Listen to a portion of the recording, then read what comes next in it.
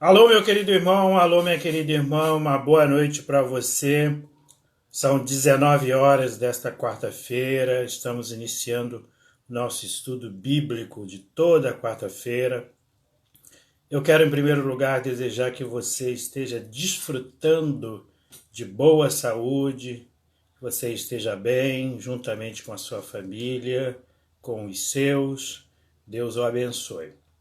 O estudo de hoje tem como título Os 5 pontos do calvinismo. E daqui a pouquinho nós vamos iniciar a, a consideração ou as considerações a respeito deste tema. Vamos começar, como sempre fazemos, com uma palavra de oração. Bendito Deus, eterno Pai, somos profundamente agradecidos, ó Deus, pela oportunidade de estudar a Tua palavra, de ter os recursos para procurar compreender um pouquinho mais sobre ela, sobre a Tua palavra, e não somente isso, de aprendermos e crescermos na aprendizagem das doutrinas bíblicas, das doutrinas que se extraem desta palavra. Guarda o nosso coração, ajuda-nos, ó Deus, nesta caminhada estudantil. Em nome de Jesus Cristo. Amém. Meu prezado irmão, o estudo de hoje volta a repetir o título, Os 5 pontos do calvinismo. E há algumas coisas interessantes a respeito desse assunto. É um assunto doutrinário, né? Um assunto teológico, é um assunto que mostra como os presbiterianos, que são reformados, creem. Os reformados creem conforme eu direi ao final. Mas é importante a gente considerar o surgimento desses 5 pontos do calvinismo. E creio você, os 5 pontos do calvinismo não surgiram originalmente de iniciativa dos calvinistas. Esses 5 pontos, eles se originaram a partir de uma produção dos que não eram calvinistas. Eles eram arminianos. Há uma diferença teológica considerável. Eu diria que é o oposto entre os arminianos e calvinistas. E como é que surgiram, então, os 5 pontos arminianos? Diz aqui que os 5 pontos dos armínios ou dos arminianos surgiram com uma demonstração teológica, com um resumo teológico daqueles que seguiam as doutrinas de Armínios. Logo após a morte dele, de Armínios, em 1610, ele era um professor de seminário holandês. Os seguidores dele resolveram montar um sistema que resumisse os ensinamentos de James Arminius. Alguns chamam. Pois bem, estes 5 pontos de Arminius ou dos discípulos de Arminius, esses 5 pontos, eles foram contrastados mais adiante pelos calvinistas. E aí surgiram os 5 pontos do calvinismo. Possamos compreender essa sequência histórica de fatos, eu vou repassar aqui para você, no primeiro momento, quais eram os 5 pontos do arminianismo. Eu sei que não é esse o nosso objetivo para a noite de hoje, mas é necessário que nós entendamos os 5 pontos de Armínios ou dos discípulos de Armínios, para que nós possamos depois compreender os 5 pontos do calvinismo. Os 5 pontos do arminianismo, eles são os seguintes. Primeiro, Deus elege ou reprova na base da fé prevista ou da incredulidade. Segundo, Cristo morreu por todos os homens em geral, particular, embora creem sejam salvos. Terceiro, devido à depravação do homem, a graça divina é necessária para a fé ou qualquer boa obra. Quarto, essa graça pode ser resistida. 5. Se todos os que são verdadeiramente regenerados vão seguramente perseverar na fé, é um ponto que necessita de maior investigação. Pois bem, o que está por trás dessa filosofia, vamos dizer assim, desse ensino dos discípulos de Arminius? 2 princípios.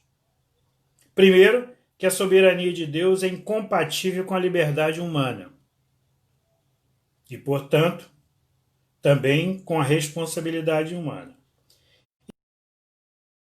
A habilidade é algo que limita a obrigação.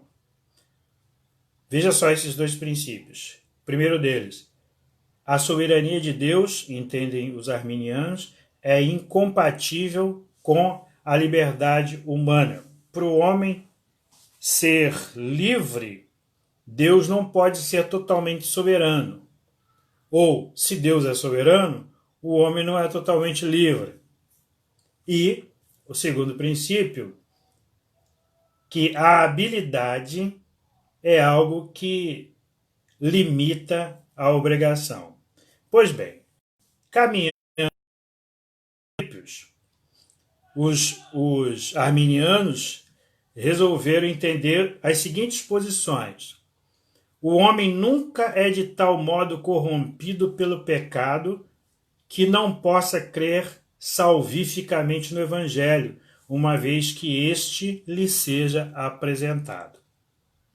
Segundo, o homem nunca é de tal modo controlado por Deus que não possa rejeitá-lo.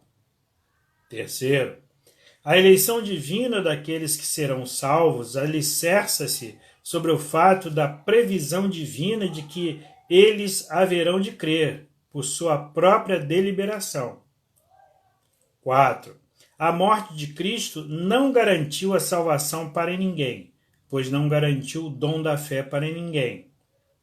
E nem mesmo existe tal dom. O que ela fez foi criar a possibilidade de salvação para todo aquele que crê.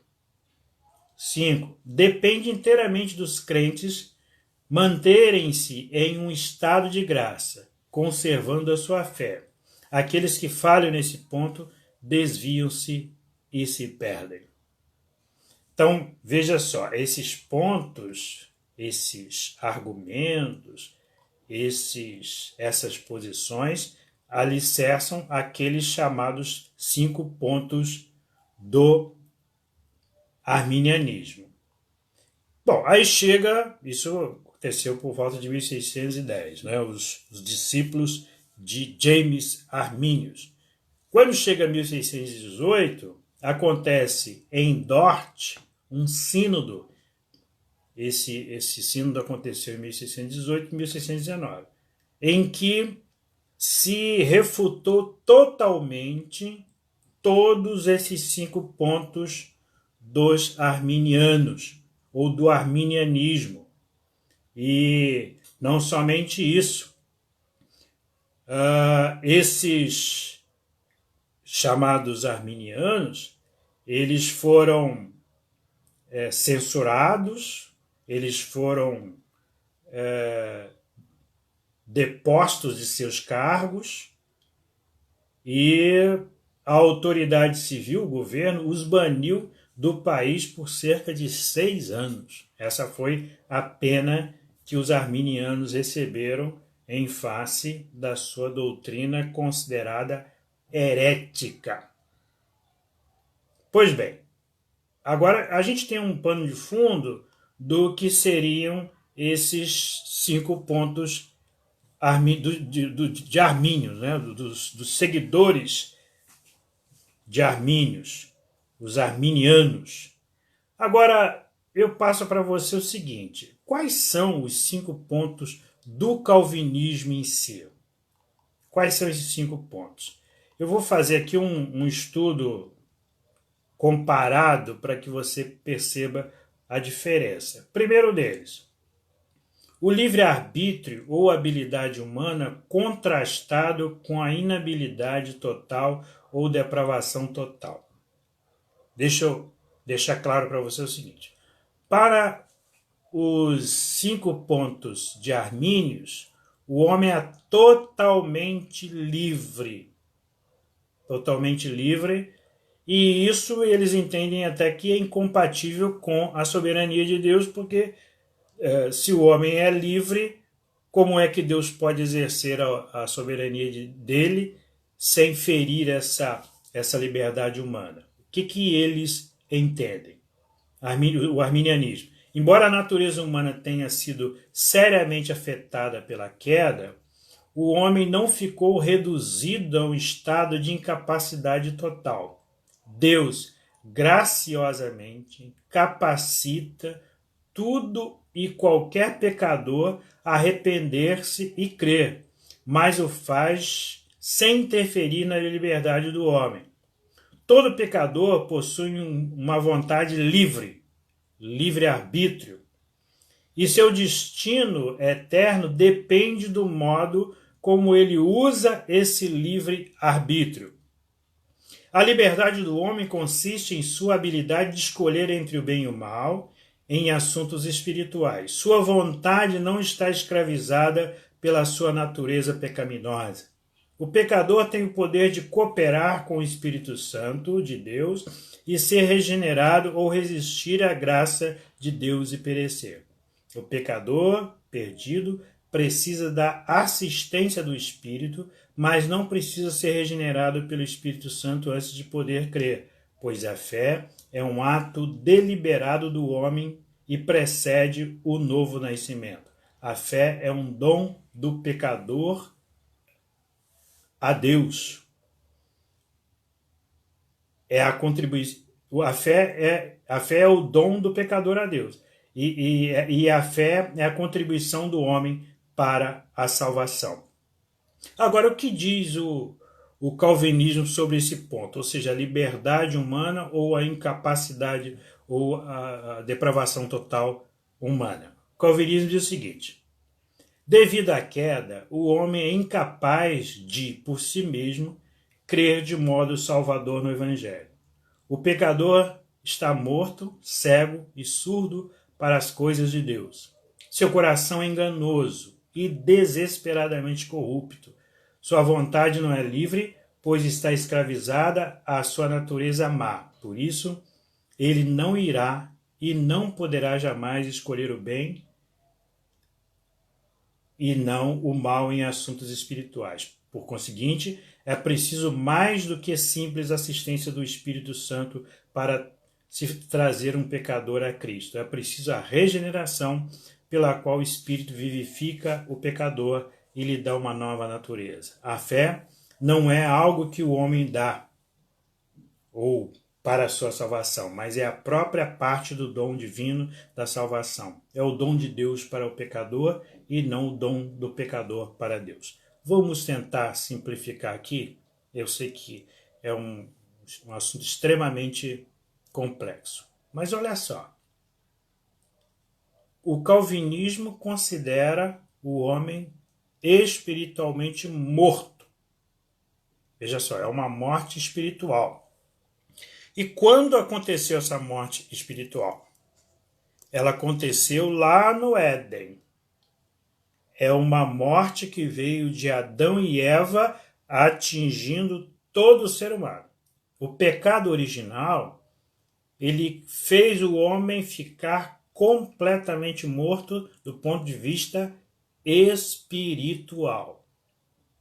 E o morto, eu já disse isso em outros estudos, o morto não expressa sua vontade, ele não tem a habilidade para expressar a vontade de si mesmo.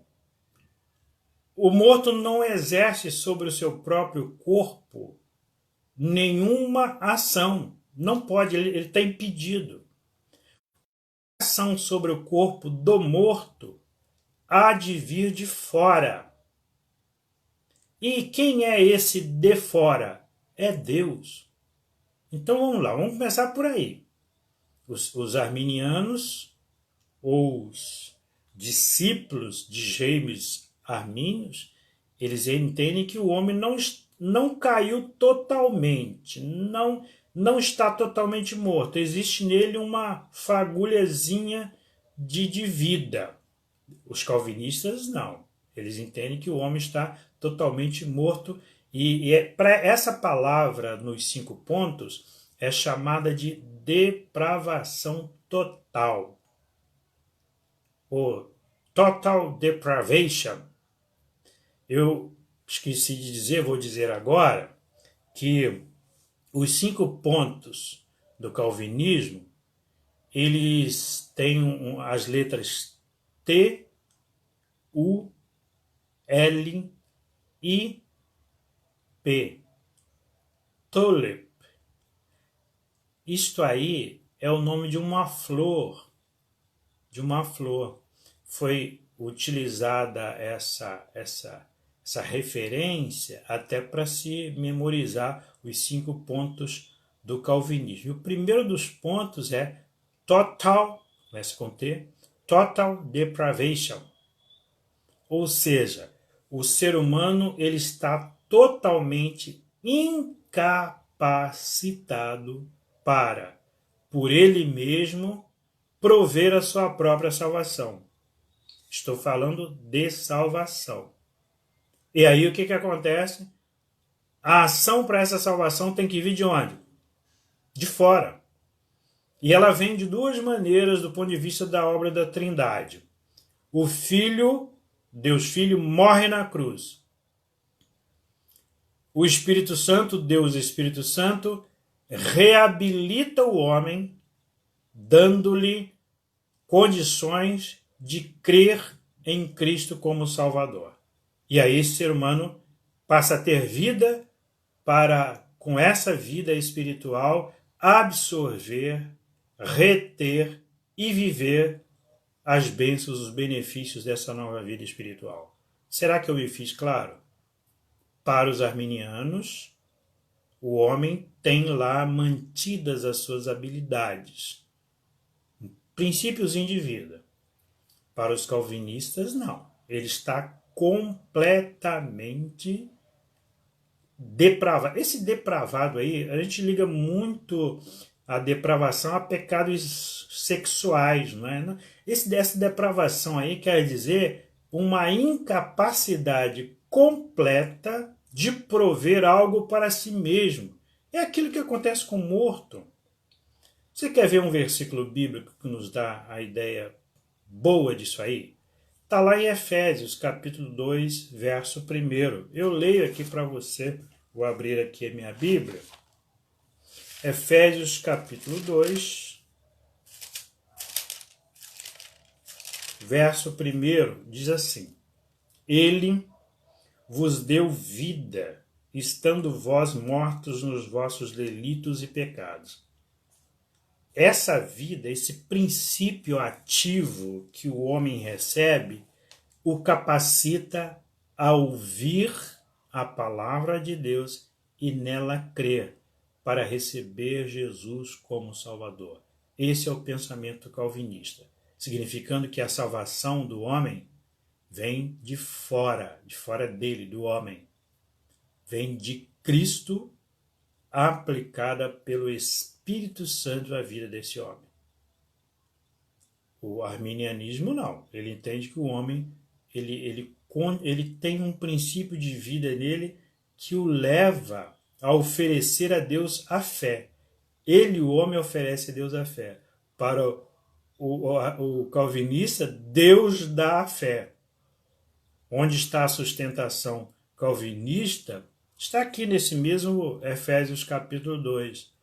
Diz assim no verso 8: Porque pela graça sois salvos. O dom de Deus que salva o homem é a graça. E o valor da fé? A fé é um meio, é um instrumento. Mediante a fé, Deus concede fé ao homem para que este homem receba o benefício que Deus tem para ele, que é a salvação eterna. Benefício esse já conquistado por Jesus, recebendo na cruz a pena que cabia ao ser humano. Será que eu me fiz claro? Então, nós estamos trabalhando aqui o primeiro dos 5 pontos, que é a depravação total, ou total depravation, na língua inglesa, né? Porque eu disse a você, são 5 pontos, o primeiro deles, tulip, né? da flor tulip, T-U-L-I-P. O primeiro deles é o T, total depravation. Ok? Pois bem, vamos ao segundo ponto, a eleição condicional contrastada com a eleição incondicional. Será que quando Deus elege, ele elege porque o ser humano apresenta alguma coisa boa e Deus fala assim, esse camarada, eu sei que lá na frente ele vai crer em mim, então eu vou eleger. É essa a interpretação? É esse o entendimento? Não. Vamos ver o que pensam os arminianos, ou o arminianismo, e vamos ver o que pensa o calvinismo sobre esse ponto. A eleição, quando Deus elege, ele elege porque o homem receberia Cristo lá na frente. Deus é que se condiciona ao homem. Vamos ver o que falam os arminianos. A escolha divina de certos indivíduos para a salvação, antes da fundação do mundo, foi baseada na sua previsão de que eles responderiam à sua chamada, que é a fé. Deus selecionou apenas aqueles que ele sabia que iriam livremente e por si mesmos crer no Evangelho. A eleição, portanto, foi determinada ou condicionada pelo que o homem iria fazer. A fé que Deus previu e sobre a qual ele baseou a sua escolha não foi dada ao pecador por Deus. Não foi criada pelo poder regenerador do Espírito Santo, mas resultou tão somente da vontade do homem. Foi deixado inteiramente ao arbítrio do homem o decidir quem creria e, por conseguinte, quem seria eleito para a salvação. Deus escolheu aqueles que ele sabia que iriam, de sua livre vontade, escolher a Cristo. Assim, a causa última da salvação não é a escolha que Deus faz do pecador, mas a escolha que o pecador faz de Cristo. Assim pensam os arminianos, o arminianismo. O homem é que escolhe a Deus, e não Deus é que escolhe o homem. Resumindo. Agora vamos ver o que pensam os calvinistas. A escolha divina de certos indivíduos para a salvação, antes da fundação do mundo, repousou tão somente na sua soberana vontade. A escolha de determinados pecadores, feita por Deus, não foi baseada em qualquer resposta à obediência prevista da parte destes, tal como fé ou arrependimento. Pelo contrário. Deus é quem dá a fé e o arrependimento a cada pessoa a quem ele escolheu. Esses atos são o resultado e não a causa da escolha divina. A eleição, portanto, não foi determinada nem condicionada por qualquer qualidade ou ato previsto no homem. Aqueles a quem Deus soberanamente elegeu, ele os traz, através do Espírito Santo, a uma voluntária aceitação de Cristo. Deus forma a causa última da salvação. Desta forma, a causa última da salvação não é a escolha que o pecador faz de Cristo, mas a escolha que Deus faz do pecador.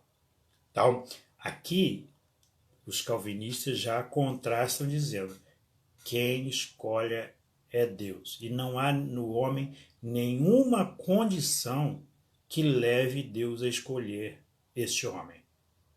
Aí vem aquela expressão unconditional election, ou seja, escolha sem condições. Não há no homem, no ser humano, nada que leve Deus a escolher.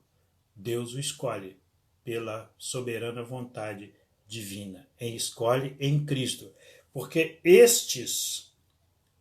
eles estão unidos a Cristo desde sempre. E Deus os escolhe em Cristo para a salvação eterna. Não é por nenhuma qualidade que exista neles de pronto para que eles venham a ser escolhidos. Vamos para o próximo ponto? O próximo ponto é a redenção universal ou expiação geral contrastada com a redenção particular ou expiação limitada.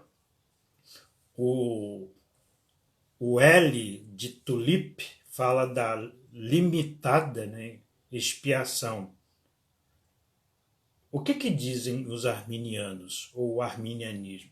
A obra redentora de Cristo tornou possível a salvação de todos, mas, na verdade, não assegurou a salvação de ninguém. Embora Cristo tenha morrido por todos os homens em geral e em favor de cada um em particular, somente aqueles que creem nele são salvos. A morte de Cristo capacitou a Deus a perdoar pecadores na condição de que creiam, mas na verdade não removeu ou expiou o pecado de ninguém. A redenção de Cristo só se torna efetiva se o homem escolhe aceitá-la. O que dizem os calvinistas ou o calvinismo? A obra redentora de Cristo foi intencionada para salvar somente os eleitos e, de fato, assegurou a salvação destes. Sua morte foi um sofrimento substitucionário da penalidade do pecado no lugar de certos pecadores específicos. Além de remover o pecado do seu povo, a redenção de Cristo assegurou tudo o que é necessário para a sua salvação, incluindo a fé que os une a Ele, o dom da fé, infalivelmente aplicado pelo Espírito a todos por quem Cristo morreu, deste modo garantindo a sua salvação. Aqui é um dos pontos mais complexos dessa doutrina desses 5 pontos.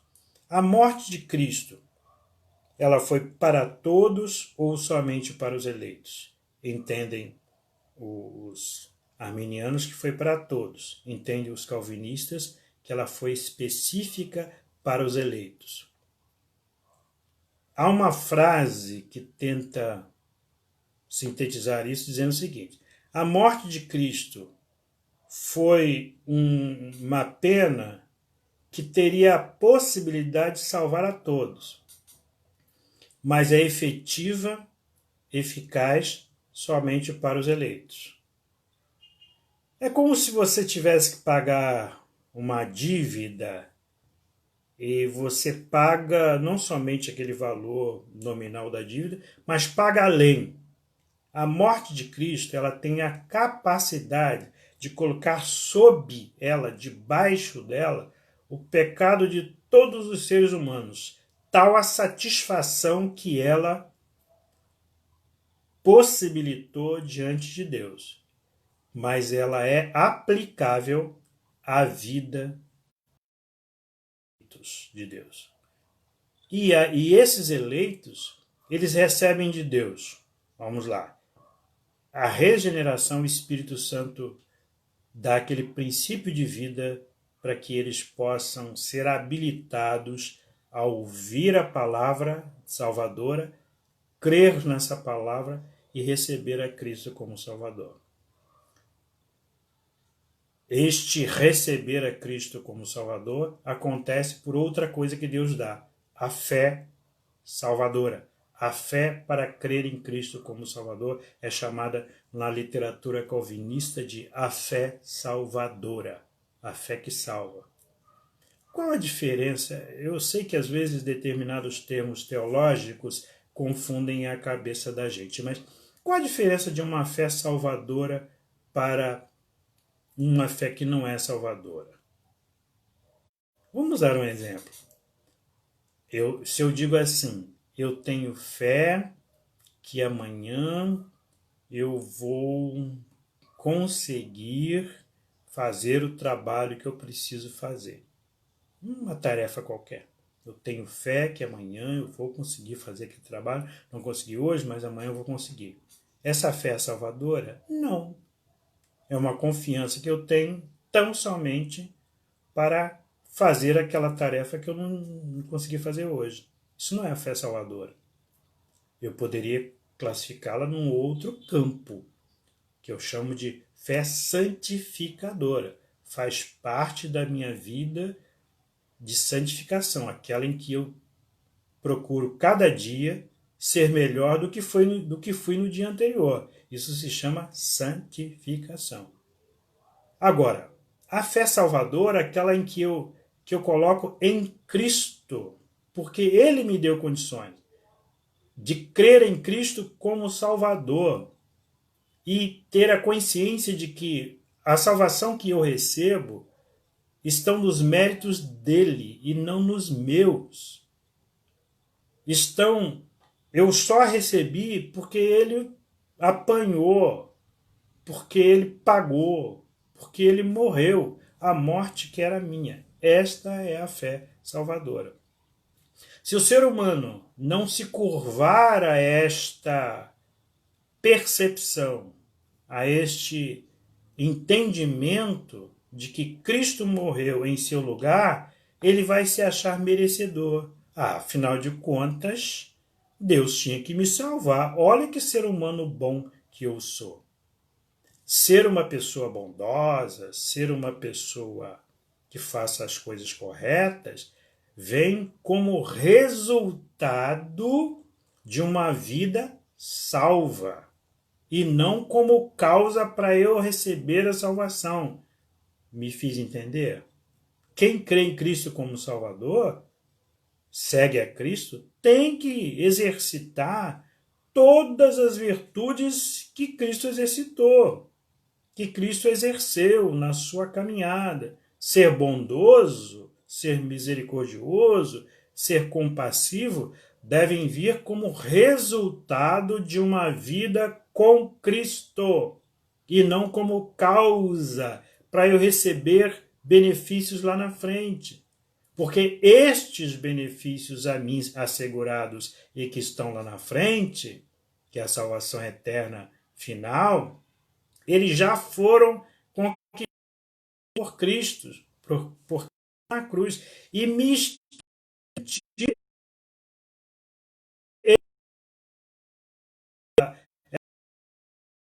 da salvação. Então, essa redenção ou essa expiação, ela é limitada, é eficaz para os eleitos de Deus. Vou para o quarto ponto comparado. O quarto ponto é a possibilidade de se resistir à obra do Espírito Santo, contrastada com a chamada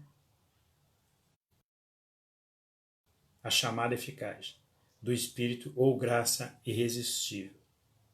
Aquele I da tulip, dos 5 pontos, T-U-L-I-P, esse I da tulip, que é a flor, né, a flor holandesa, é o irresistível graça. A graça de Cristo não pode ser resistida de modo final, de modo exaustivo. Ou seja, há um momento em que o ser humano, por mais pecador que ele seja e que ele tenha a satisfação de ser, se ele é eleito de Deus, ele é dobrado, ele é vergado por essa graça irresistível. Eu já devo ter contado aqui a história do Amazing Grace, a história desse hino, né, que John Newton, que era um mercador de escravos, e ele arrogava para si, ele trazia para si a ideia de que ele era um homem pecador, era um incrédulo, um ateu, e ele se satisfazia com isso. Ele tinha orgulho de dizer que era pecador. Até um dia que, numa das suas viagens, uma tempestade no mar, e ele, com medo de morrer, com medo do futuro após a morte, ele fez uma oração mais ou menos assim: ó Deus, ó divindade, se o Senhor me livra dessa situação. E aquele navio veio a submergir. E aí ele, tão agradecido por essa obra salvífica na sua vida, ele recebeu a Cristo como Senhor e passou a ser um dos crentes mais fervorosos. E como demonstração do seu fervor, ele escreveu a letra de um hino conhecido na língua de Amazing Grace, ou Graça Surpreendente, né, que nós cantamos: a graça eterna de Jesus que veio me libertar, a mim, tão grande pecador, a quem Deus quis salvar. Pois bem, este homem, que se considerava um homem duro, para com a graça de Deus, ele foi vencido. Aqui, o que creem os discípulos de James Arminius? Eles creem que o Espírito Santo chama internamente todos aqueles que são externamente chamados pelo convite do Evangelho. Ele faz tudo o que pode para trazer cada pecador à salvação. Sendo o homem livre, pode resistir de modo efetivo a essa chamada do Espírito. O Espírito não pode regenerar o pecador antes que ele creia. A fé, que é a contribuição do homem para a salvação, precede e torna possível o novo nascimento. Dessa forma, o livre-arbítrio limita o Espírito na aplicação da obra salvadora de Cristo. O Espírito Santo só pode atrair a Cristo aqueles que o permitem atuar neles. Até que o pecador responda, o Espírito não pode dar a vida. A graça de Deus, portanto, não é invencível. Ela pode ser, de fato, e de fato é, frequentemente resistida e impedida pelo homem. Assim creem os arminianos. Aí, que a esse ponto contrastam os calvinistas? Além da chamada externa à salvação, que é feita de modo geral a todos que ouvem o Evangelho, o Espírito Santo estende aos eleitos uma chamada especial interna, a qual inevitavelmente os traz à salvação. A chamada externa, que é feita indistintamente a todos, pode ser e frequentemente é rejeitada, ao passo que a chamada interna, que é feita somente aos eleitos, não pode ser rejeitada. Ela sempre resulta na conversão. Por meio desta chamada especial, o Espírito atrai irresistivelmente pecadores a Cristo. Ele não é limitado em sua obra de aplicação da salvação pela vontade do homem, nem depende para o seu sucesso da cooperação humana. O Espírito graciosamente leva esperar a crer, a arrepender-se, a vir livre e voluntariamente a Cristo. A graça de Deus, portanto, é invencível, nunca deixa de resultar na salvação daqueles a quem é estendida. Aqui nós temos um contraste entre aqueles que entendem que Deus pode ser vencido na sua graça pelo homem. Se o homem disser, Senhor, eu não quero ser salvo, e Deus querendo salvá-lo, Deus é vencido. Pensam os arminianos. Já os calvinistas dizem o seguinte: a graça divina, a graça de Cristo, ela não pode ser resistida pelos eleitos de Deus. Quando essa graça chega, e essa graça, como ela chega? Por aqueles instrumentos a que já fiz referência. O Espírito Santo regenera o coração, ao ministério da palavra, para que se ouça essa palavra de salvação, e o coração cede, recebendo a Cristo como Senhor e Salvador. E os eleitos de Deus, eles são vencidos entre aspas aqui, porque são vencidos para receberem coisa boa, que é a salvação. O homem pode querer não ser salvo em relação aos eleitos de Deus, ainda que eles, os eleitos de Deus, queiram não ser salvos. Eles serão, porque eles serão, a graça de Cristo vencerá a resistência deles. Agora vamos para o derradeiro ponto comparado, que é a queda da graça contrastada com a perseverança dos santos. Essa parte dos 5 pontos talvez seja aquela mais bem aceita entre as diversas correntes teológicas.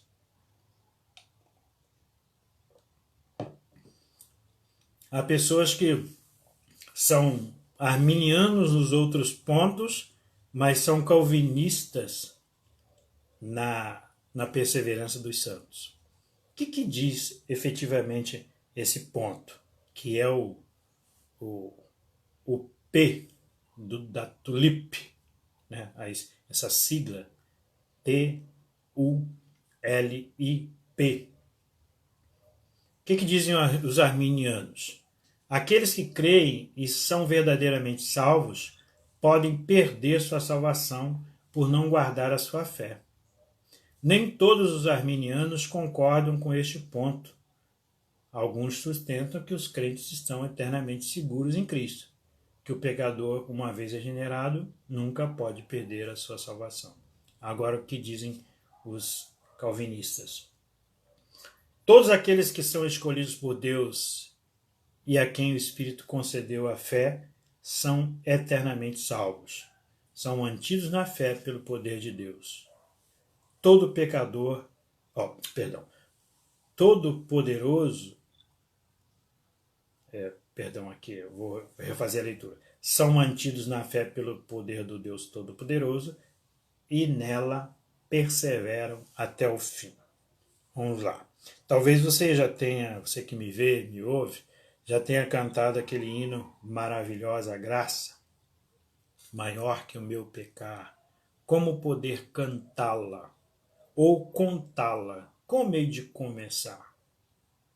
A graça de Cristo é maior do que o nosso pecar. Isso fica muito claro na quesito da perseverança dos santos.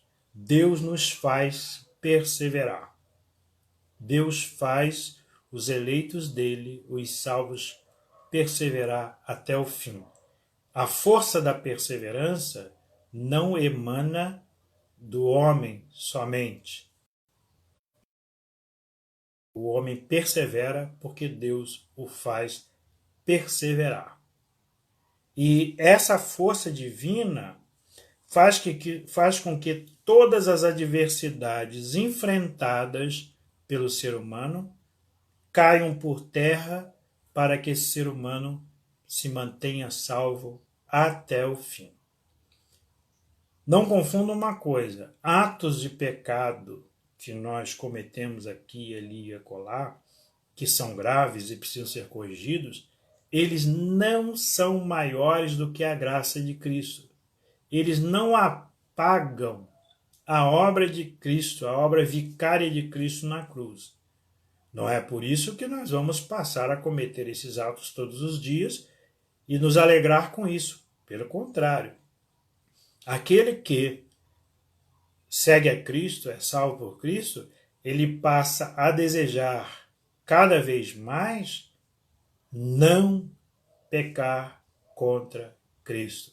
Entretanto, também assegura a palavra de Deus que, havendo pecado, se pecar, confessa, pede perdão e toca a vida para frente.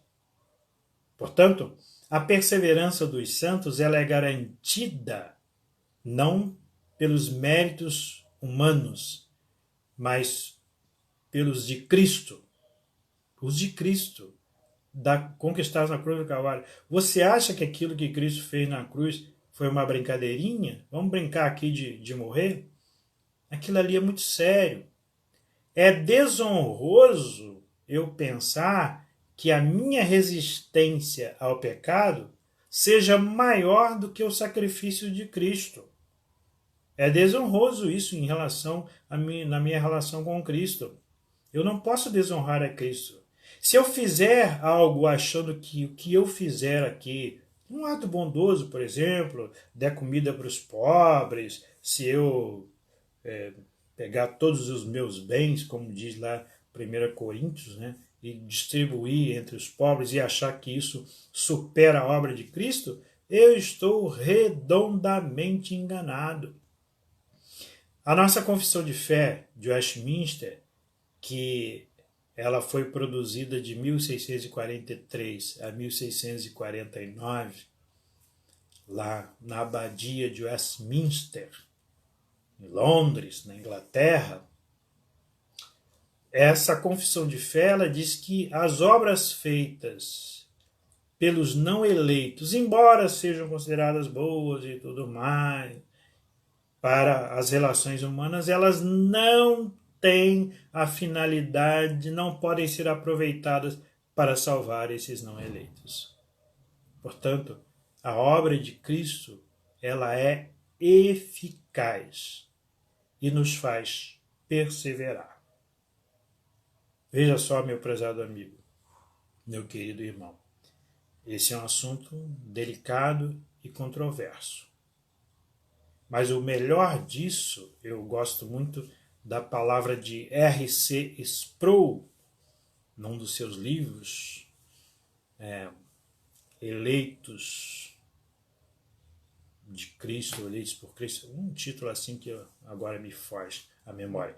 Ele costuma dizer o seguinte: eu nem gosto muito desses assuntos de predestinação, calvinismo, essas coisas. Eu não gosto disso. Mas eu sei que eu sou um eleito de Deus.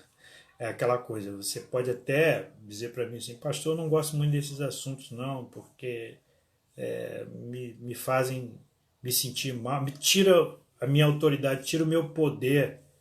Eu diria, graças a Deus, que sobre nós, o que nos garante não é algo que existe em nós, mas algo que Cristo fez. E que nos foi concedido, nos foi dado pela graça. Pela graça.